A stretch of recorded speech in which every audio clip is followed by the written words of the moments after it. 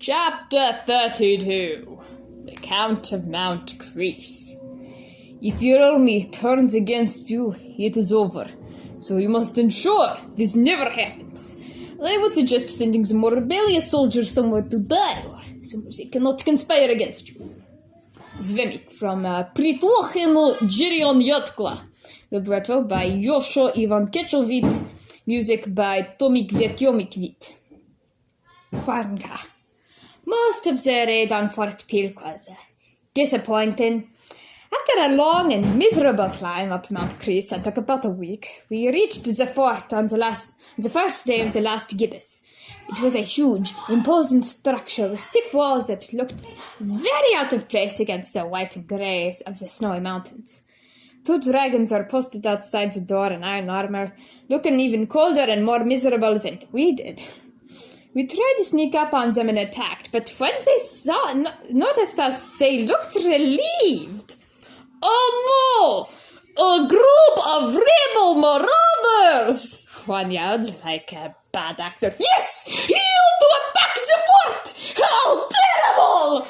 said the other, like how Jan Jansen had been described. "There are too many of them! They have broken down the door! We must flee and abandon the fort," said the first. Then they unlocked the gate and flew away, southeast. I blinked. "Should we go after them?" Felink shrugged. "They look like children, and you said it yourself, Pavot. No one wants to be here. Maybe this is the excuse we were looking for." We continued through the fort, most of our encounters similar to the first.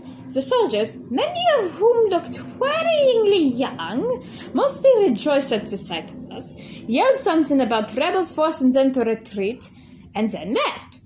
A couple were practically singing as they fled. "I have a bad feeling about this," Saul said. "It's too easy. Something is happening here." Felink shrugged. "It's about what I expected from Pavot's description. It ain't easy to get the name Fort Pilk. Still, it feels wrong." "Calm down, Saul. I'm sure it'll be fine." And then we opened the next door, which led to a room with a large table in the center. Map of Elpa spread out around it. Several soldiers stood around it, and at the center a tall, strong dragon with bright red scales, black scattered among them. So I'd only seen him in paintings. I was sure it was him. The Emperor. We drew our weapons at the sight of the dragons. Elika fumbled with a container in her bag and opened it. The room filled with the smell of bread left to ferment for too long. "You stand in the presence of the Honorable Pavot Evakovit of House Zashik, Count of... Is that an E? No, it is. A Mount? Is that an... Oh, no. The Count of Mount Crease," said one of the dragons around the table. Alright, so, not the Emperor, but they did look similar. The largest soldier, the Count, I guessed, frowned, looking annoyed. "Stop doing that, or if you will not learn to read," he growled. The announcer blinked. "Yes, my lord, of course." The Count kept glaring at him. He said, "Why do you still do this? How long will it take you to understand that Mount and Crease are masculine nouns and therefore cannot end in a vowel?" The announcer looked nervous now. Yes, my lord, I'm sorry." "You should be, for your sake." The Count turned to us. "Yes, I am the Count, the head of this fort, and you would be the rebel marauders I have heard so much about." Felink shrugged. "If you want to call us that." "I see." The Count looked at us. This is different from the usual suspects. Not just the typical resistant scum, but a fairy and a deserter as well." Pavot and Lizelus flinched and looked on.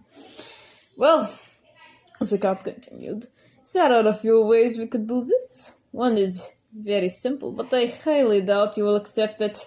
Your kind never does. And the second is much more inconvenient, but much more likely.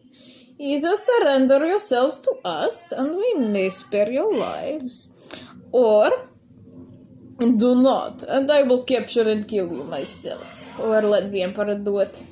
I could almost hear Athena's voice saying, "Don't agree! Il get us, he's away!" Felink laughed. "Of course we would. Why would you bother asking?" The Count smiled. "Oh, well, how unfortunate for you." He turned to the soldiers and they drew their weapons, rushing forward to attack. Felink, Ilika, and Pavot sprang forward into the defense, followed closely by me. Sword disappeared into the shadows, and loose Durhobol, loose croissant. I could count about 10 soldiers, 11 including the Count. We were outnumbered, but for all I knew, Felink and Ilika could be master fighters who could defeat entire armies.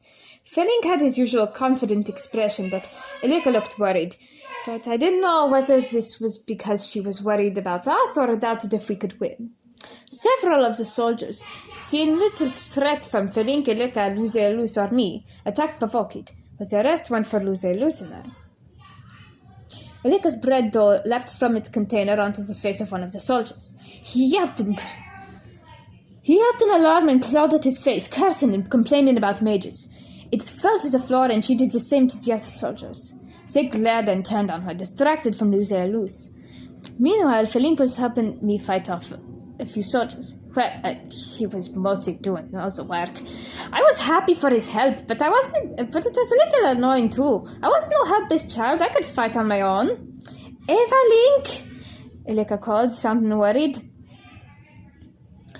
Felink and I turned to see what had happened. The soldiers weren't exactly happy about her being a ponyling and had surrounded her. Her dog formed a kind of guard dog, snapping at the soldiers, but though wasn't exactly a great weapon. Saw the conflict play out on Felink's face, trying to decide between helping his wife and protecting his sister. He chose the first, running to fend off her attackers and provide cover for Luz to figure out what to do about the stabbing. I suddenly found myself thinking that he had been right to fight for me. I was able to at least keep myself from getting severely injured, even if it required a lot of concentration. I suddenly found a dragon at my back and a knife at my throat. I thought. Footnote. The translation of that is 17, 18, 19, 20. It's the equivalent of just saying, like, gosh, darn it, heck, or, like, other clustered fake curses. Stop! Where the girl dies? His Count's voice rang through the room. He was one behind me. I somehow managed to still sound calm. You wouldn't. Not with what I'm worth. He pressed the knife tighter, and I winced. I would. There are more of you, and the fewer of you rebel scum there are, the better. You cannot just come to my fort like this and escape punishment. Once, 2 men tried to slander my good name out of jealousy, but I heard their plan, so killed them and their drunken friend. My beloved was not loyal to me, and she died too. Justice will come for you, but for now I will settle for driving you from my fort. Now leave, before I change my mind. Spirits, why are terrible people always so dramatic? The expression of the other soldiers told me that this was a story told a lot, probably when it didn't fit into the conversation. Zeus looked like she was about to cry. So looked like I'd felt when Elio had punched him. Pavot was staring at the floor, looking like a boy who'd been caught stealing from the cookie jar. Ilika looked like she was silently cursing herself for distracting Felink, who just looked plain angry. Let her go, Felink growled. The Count smiled or upset, but I assumed he did, given his tone. Oh no, I am afraid I cannot, and do not think of trying to take her place. I know these tricks. Avatar, so muttered to him, we should go. Felink shook his head, his eyes wide. I can't let her suffer for what I did. Well, it is either this or she dies. Your choice, said the Count. Go, I'll be fine, I said. I hope, I thought. They left, but none of them looked happy about it. A soldier closed the door behind him. The Count sheathed his sword, took mine, and bound my hands before telling me to sit by the wall. I did so. Now, how should I get out of this one? I thought. Athena. I woke with my head swollen and foggy and my eye on my face. I sighed. This was why I wore arts. I blinked. I didn't have any arts.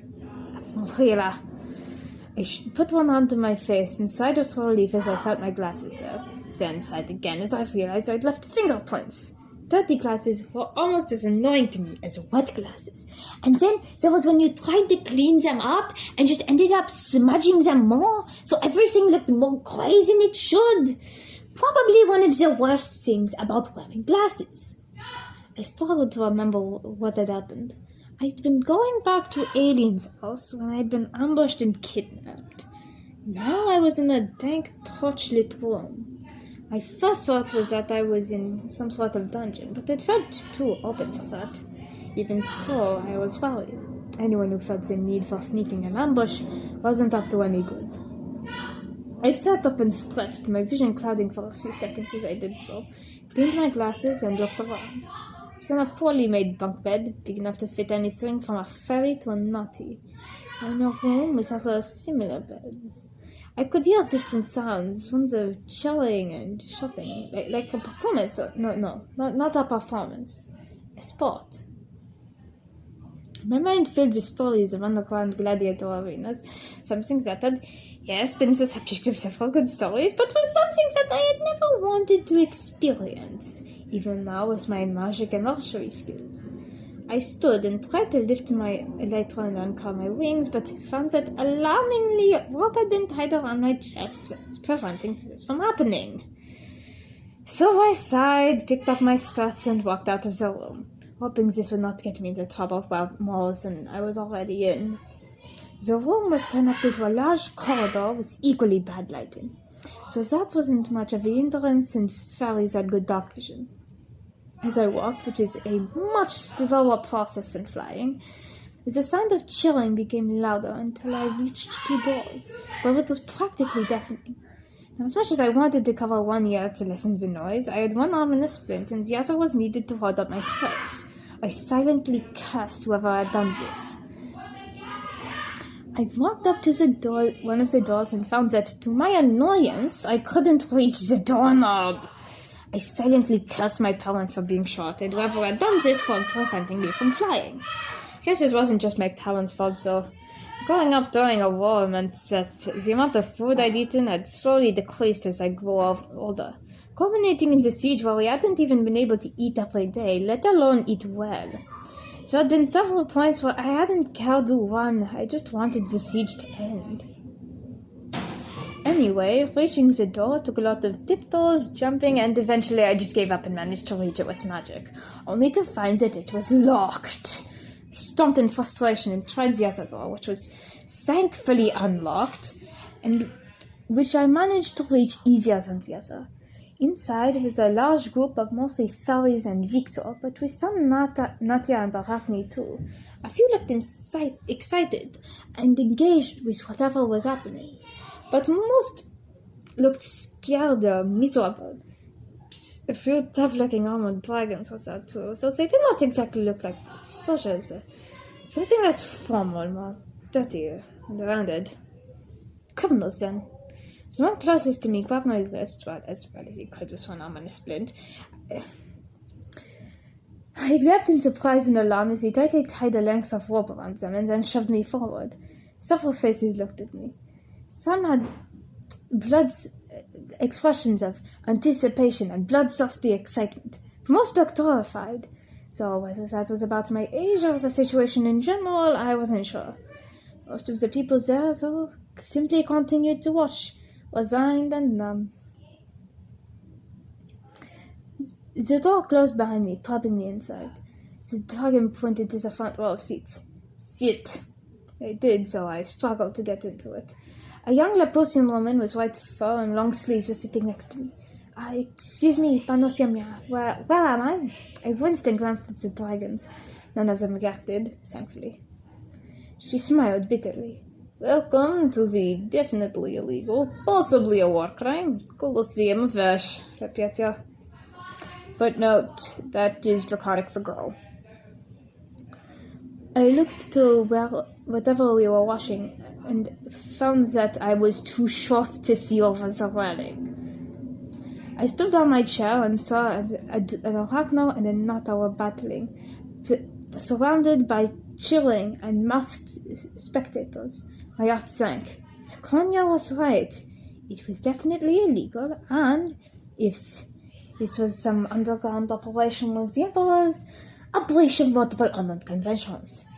And assuming I had to fight, well, I'd read enough to know that wearing glasses in a gladiator arena never went well.